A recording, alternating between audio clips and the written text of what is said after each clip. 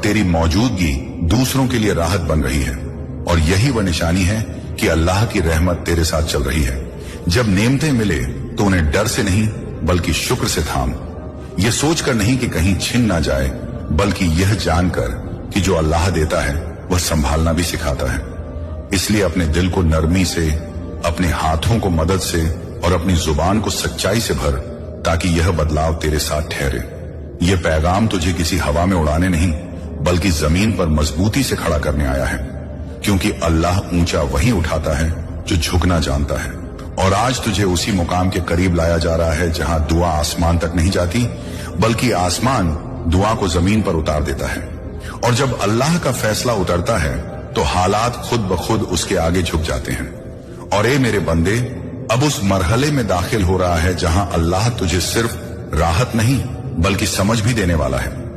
क्योंकि राहत तो बहुतों को मिल जाती है, लेकिन समझ सिर्फ उन्हीं को दी जाती है जिन्हें आगे चलकर दूसरों के लिए रास्ता बनना होता है। अब तुझे यह एहसास होने लगेगा कि हर चीज तुरंत मिल जाना नेमत नहीं होती और हर रुकावट सजा नहीं होती।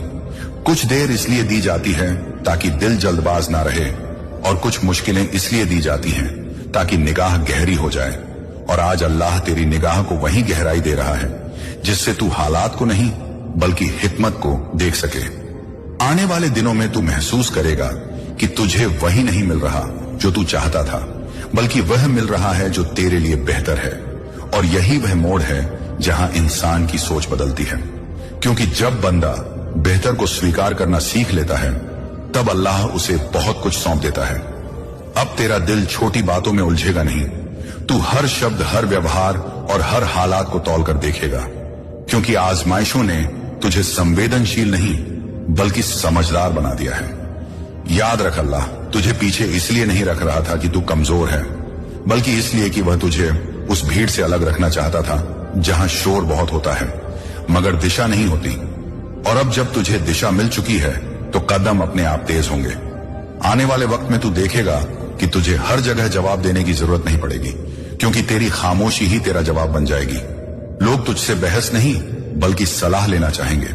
और यह बदलाव इसलिए आएगा क्योंकि तू अब खुद को साबित करने की कोशिश नहीं करेगा, तू बस सही रहेगा।